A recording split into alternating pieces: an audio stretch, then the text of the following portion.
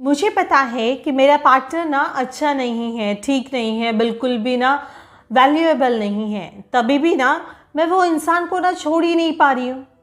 ऐसे ना बहुत सारे कमेंट्स ना मुझे आते हैं, मैम समझ में ही नहीं आ रहा है, हमें सब कुछ पता होने के बाद भी ना वो इंसान को छोड़ ही नहीं पा रहे हैं।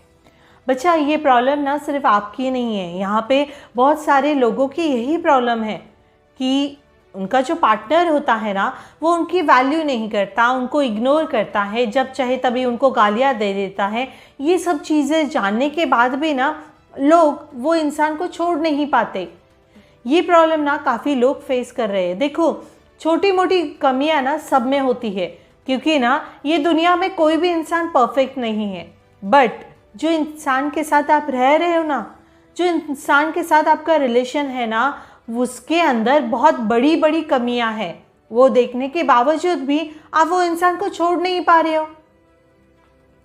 कैसे होता है पता है क्या? हमें सब कुछ पता है कि वो इंसान हमारी वैल्यू नहीं करता, वो इंसान हमें इग्नोर कर रहा है, हमें गालियाँ दे रहा है, हमें अब्यूज़ कर रहा है। इवन यही नहीं, वो इमोशनली, फाइनेंशियली, फिजिकली वो हमें यूज़ भी कर रहा है।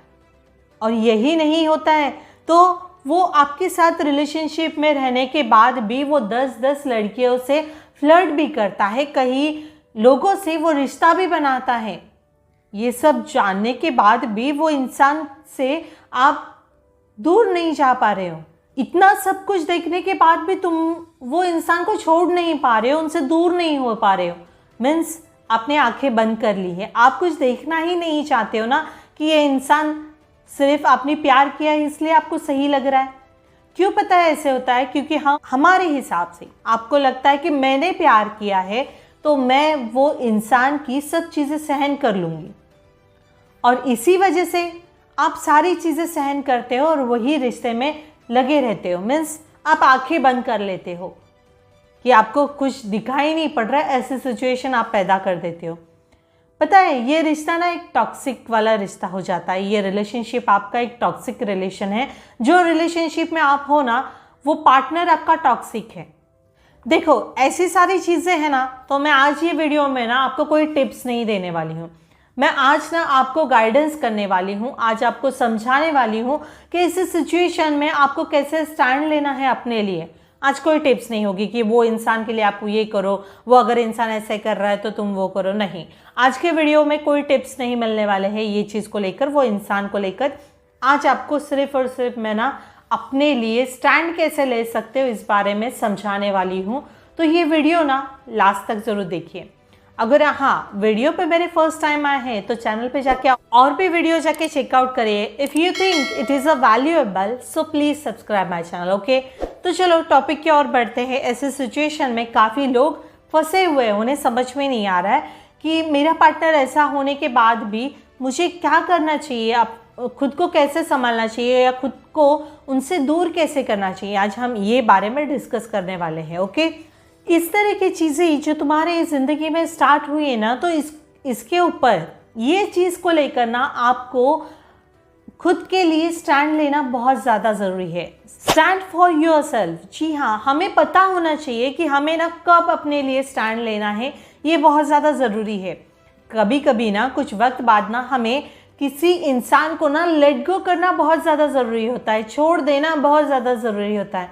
कि हमें सारी चीज़ें पता होती है तभी भी हम उनको लेट गो नहीं कर सकते हैं ना, तो मीन्स आप अपने लिए स्टैंड नहीं ले पा रहे हो। आज से कुछ टाइम पहले की मैं बात करूं तो ना पहले ना ऐसी कुछ गाइडेंस कोई देता नहीं था कि रिलेशनशिप में ऐसी प्रॉब्लम हो तो ये करना चाहिए। बट आप तो प्रिविलेज हो, आपको तो मैं डेली बेस पे आके आपसे कनेक्ट होती हूँ, आपको ये सारी सिचुएशन में से अपना एक्सपीरियंस शेयर करती हूँ। अपनी तरफ से तो हो गया, इवन यही नहीं दूसरों का भी एक्सपीरियंस शेयर करके मैं आपके रिलेशनशिप में जो प्रॉब्लम हो रही है उससे सतर्क करने की कोशिश करती हूँ। मीन्स ये सारी चीज़ें ना आपके रिलेशनशिप में ना हो, इसलिए मैं आपको गाइड करने की कोशिश करती हूँ।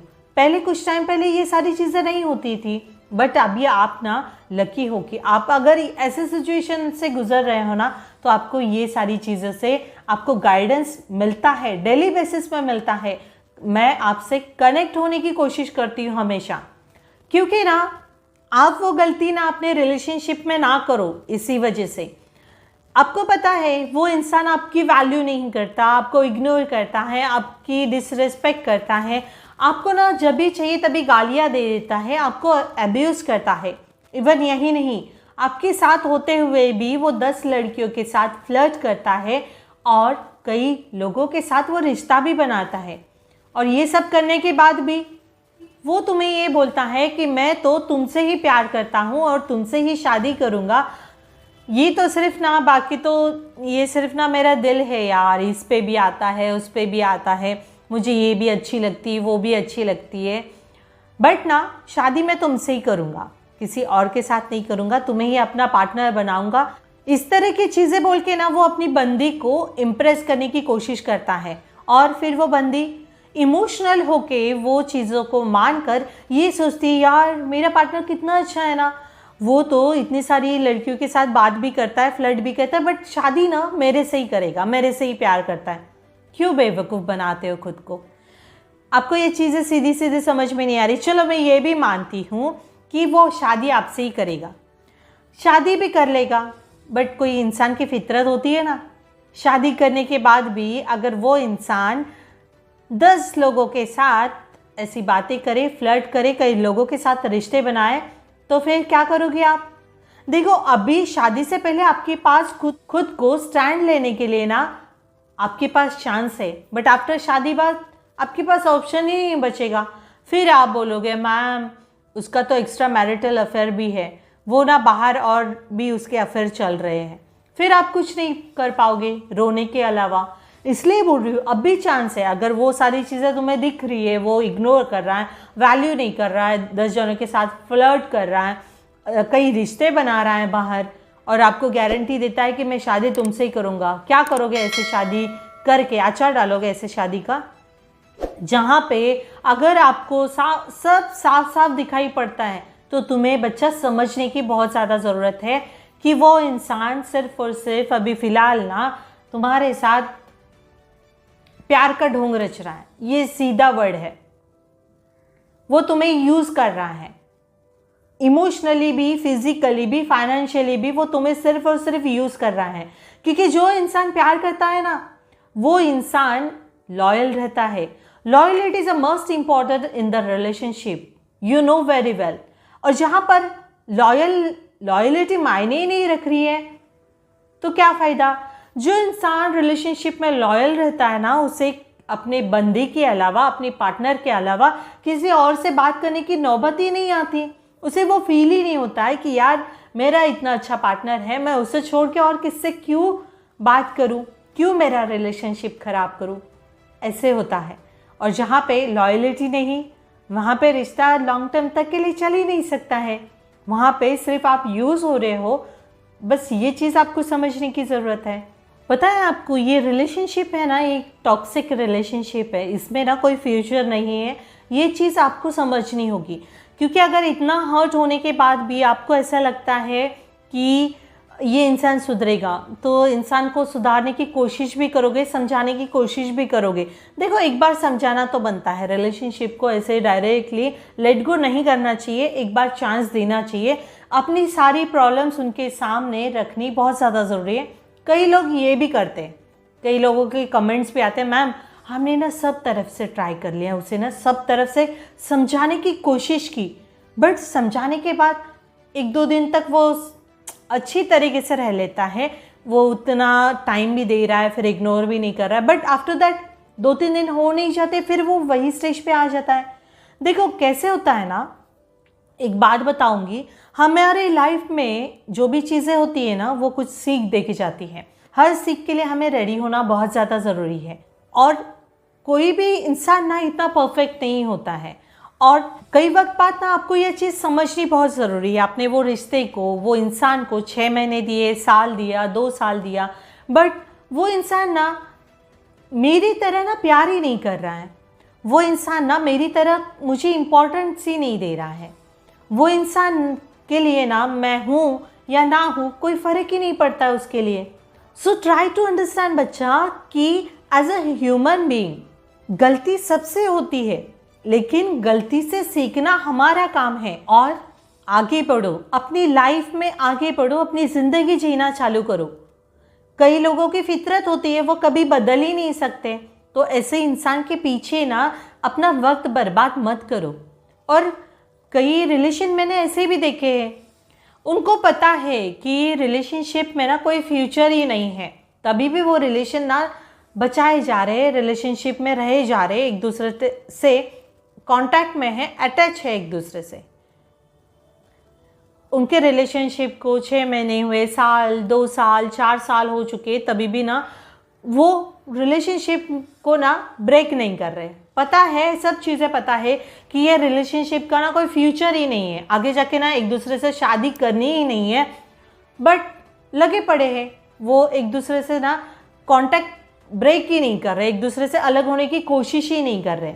उनको पता है कल को अगर किसी की, दोनों में से किसी की शादी हो गई तो ब्रेक हो जाएंगे। पता है, ये जो आप अभी 6 महीने, साल, 2 साल, 4 साल जो भी कनेक्शन है आपका, आपको पता होने के बावजूद भी आप एक दूसरे से कनेक्ट हो, तो जब भी आप ब्रेक करने का आपका वक्त आएगा, जब भी आप रिलेशनशिप ब्रेक करोगे ना, तब आपकी हालत, आप इतने तकलीफ में रहोगे ना, माय गॉड, बोल भी नहीं सकते कि आप इस हद तक टूट जाओगे ना कि वो वर्ड में भी मैं डिफाइन नहीं कर पाऊंगी, क्योंकि वो सिचुएशन आपके लिए बहुत ज़्यादा वर्स्ट रहेगी।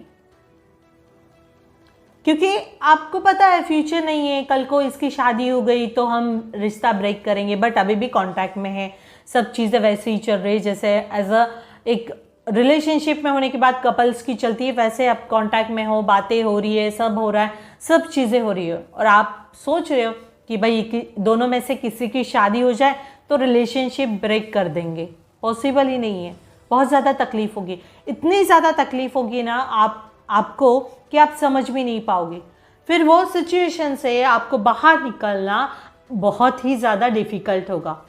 देखो, अगर आपको चीज़ पता है कि जितना ज़्यादा आपका लंबा रिश्ता चलते रहेगा, जितनी ज़्यादा लंबी आपकी अटैचमेंट रहेगी, जितना ज़्यादा आप टाइम वो रिश्तों में दोगे, जितना गहरा आपका रिश्ता बनेगा ना, उतना ज़्यादा ब्रेक करने के टाइम पे, उतना ज़्यादा बाहर निकलने के टाइम पे ना आपको तकलीफ़ होने वाली है। आप क्यों इन्वेस्टमेंट कर रहे हो ऐसे रिलेशनशिप में कि जहाँ पे आपको लग रहा है कि फ्यूचर ही नहीं है? चलो, इफ़ यू हैव करेज, आप दोनों के अंदर बहुत ज़्यादा करेज है, आप ये सिचुएशन से लड़ सकते हो, अपने फैमिली से बात कर सकते हो, ये सारी चीज़ों का सामना कर सकते हो, तो वेल एंड गुड। अदरवाइज़ अगर वो आपके लिए स्टैंड ही नहीं ले पा रहा है, आपको लग रहा है कि फ्यूचर ही नहीं है दोनों का भी, बस दोनों ब्रेक करने वाले, तो ऐसी सिचुएशन पैदा ही क्यों करने की? क्योंकि इसके बाद की तकलीफ बहुत ही तोड़ देती है सामने वाले इंसान को।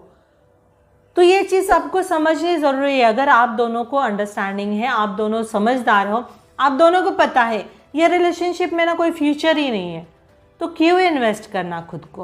अगर तुम में साहस ही नहीं है ये सारी चीज़ों के बारे में अपने फैमिली से बात करने का, या फिर बात करते हो तो अच्छी बात है, ये रिश्ता कंटिन्यू रखिए, बट अगर तुम्हारे में साहस ही नहीं है कोई चीज़ को सामने लाने का, तो क्यों? तुम तो पहले ही डिसाइड करके बैठते हो, यार हम लोग ना शादी नहीं करेंगे, बस एंजॉयमेंट करेंगे, अपना फ्यूचर तो कुछ है नहीं, बस एंजॉयमेंट करने के लिए ये रिश्ते में आ जाते हैं। ज़रा सोच के देखिए, जो इंसान के साथ रिलेशनशिप में हो उसके साथ शादी नहीं हो सकती। यार बंद करो सब चीज़ें। I know it's tough, but डर के आगे जीत है।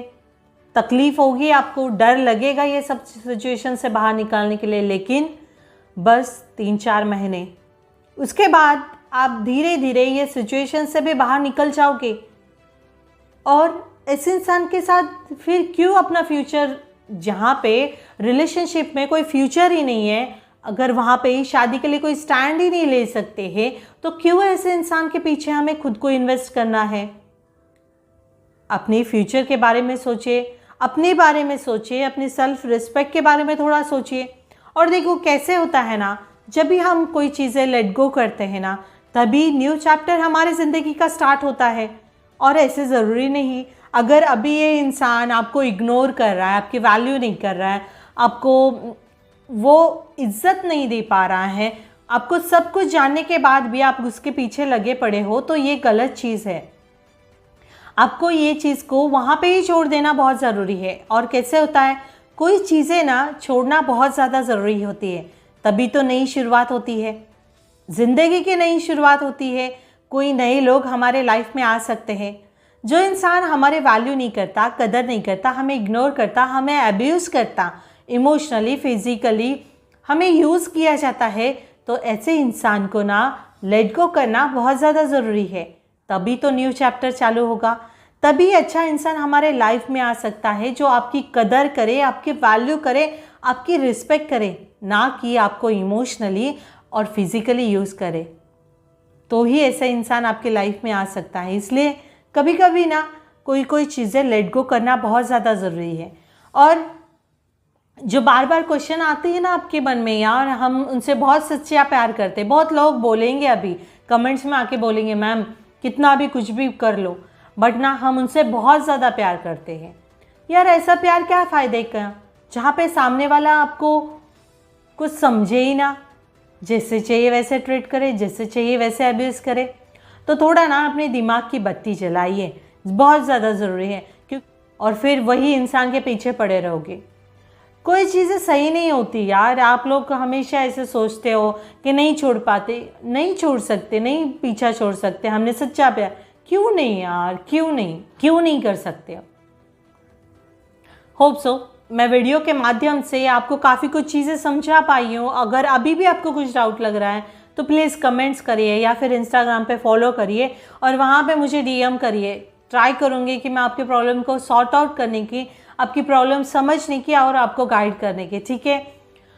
और हाँ, वीडियो अच्छी लगी है तो लाइक ज़रूर कीजिए, चैनल पर न्यू हो तो सब्सक्राइब ज़रूर करना और अपने फ्रेंड्स के साथ शेयर करना मत भूलिए, क्योंकि आपके शेयर करने से आपके फ्रेंड्स को काफ़ी हेल्प होती है। तो अपनी फ्रेंड्स की हेल्प करा करो, उनको अच्छा लगेगा, ठीक है। और चैनल पे विज़िट करिए, चैनल पे और भी वीडियोस है। अगर आपको लगती है कि मेरे वीडियो से आपको कुछ सीखने को मिलता है तो प्लीज़ सब्सक्राइब माय चैनल, ठीक है। थैंक्स फॉर वॉचिंग, मिलते हैं नेक्स्ट वीडियो में। Bye bye, take care.